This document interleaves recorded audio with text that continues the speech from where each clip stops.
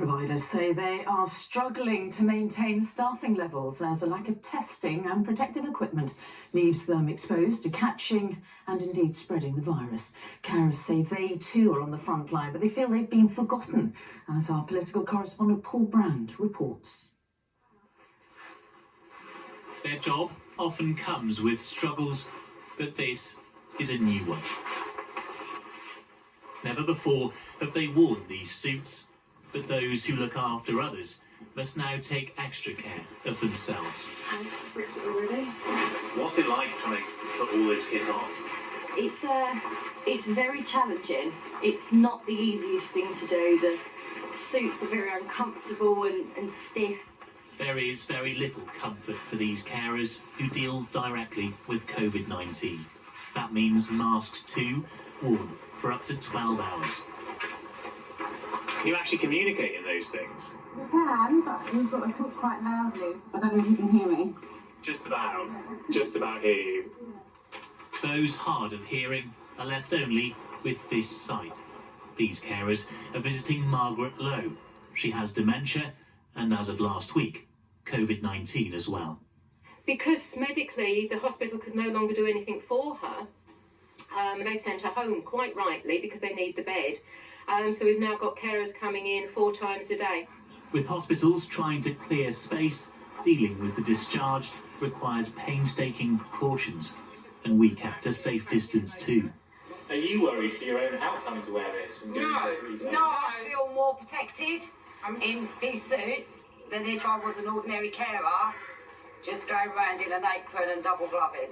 Those on the regular rounds are also breaking routine. They now deliver shopping and medicines, but there are some things they can no longer do.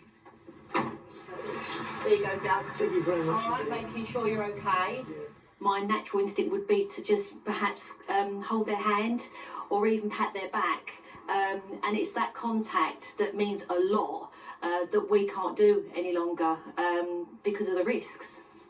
In fact, this firm is now training families like Alan's. Sickness means staff are short and relatives pose less risk. It's not the greatest idea, but I think it's better than people coming in and we don't know who's coming through the door or where they've been previously. I feel like we live in a giant care home at the moment, an open-air one if you like.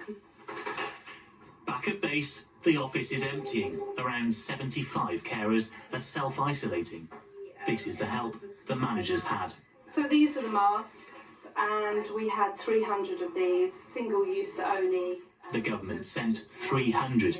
They do 24,000 visits a week, and it is taking a toll. We don't feel like we can do enough. The responsibility for these very vulnerable people and the team.